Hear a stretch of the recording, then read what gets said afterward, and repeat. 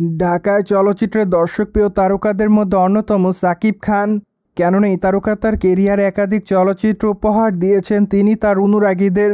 ফলে অতি অল্প সময়ে ঢাকা ইন্ডাস্ট্রিতে কিং খান হিসেবে পরিচিতি লাভ করেছেন এই তারকা। মোরওভার এই তারকা প্রায় অনেক দিন আগে দরদ শিরোনামের একটি চলচ্চিত্রের শুটিংয়ের কাজ শেষ করেছিলেন। মূলত চলচ্চিত্রের শুটিংয়ের কাজটি অবশ্য ইন্ডিয়াতে করেছিলেন এই তারকা। ঠিক তারপর অবশ্য দেশে ফিরেছিলেন ঢাকায় চলচ্চিত্রের কিং খান।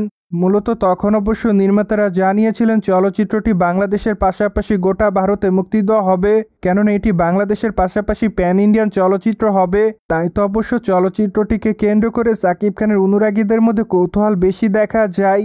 তাছাড়া প্রথম দিকে চলচ্চিত্রের মুক্তির তারিখ ভ্যালেন্টাইন ডে উপলক্ষে ছিল, কিন্তু তখন চলচ্চিত্রটি মুক্তি দিতে পারেনি নির্মাতারা। ঠিক এরপর অবশ্য চলচ্চিত্রের মুক্তির তারিখ সেপ্টেম্বর মাসের প্রথম সপ্তাহ ছিল।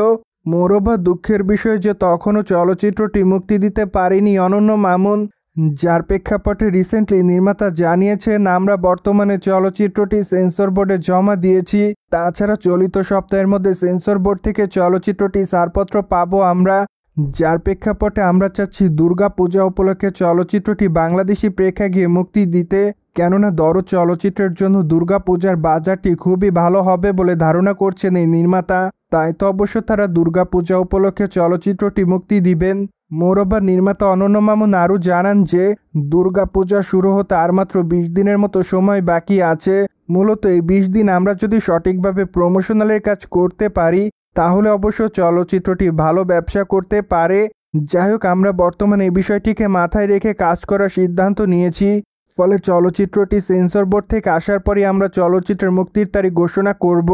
যাই হোক, তার মানে তো ধারণা পাওয়া যাচ্ছে সাকিব খানের দরদ চলচ্চিত্রটি দুর্গাপূজা উপলক্ষে এবার মুক্তি পাবে, কেননা চলচ্চিত্রটি মুক্তিতে আর কোনো বাধা নেই বলে জানিয়েছে নির্মাতা। মূলত সেন্সর বোর্ড থেকে ছাড়পত্র পাওয়ার সাথে সাথেই চলচ্চিত্রটি মুক্তি দিবে। তাই তো অবশ্য তারা দুর্গাপূজা উপলক্ষে চলচ্চিত্রটি মুক্তি দিতে রাজি আছে। বাই দ্য ওয়ে, সাকিব খানের হাতে আপাতত একাধিক প্রজেক্টের কাজ আছে। মোরওভার এই জন্য অবশ্য বরবাদ চলচ্চিত্রে অভিনয় করবেন আগামীতে ঢাকায় চলচ্চিত্রে এই তারকা।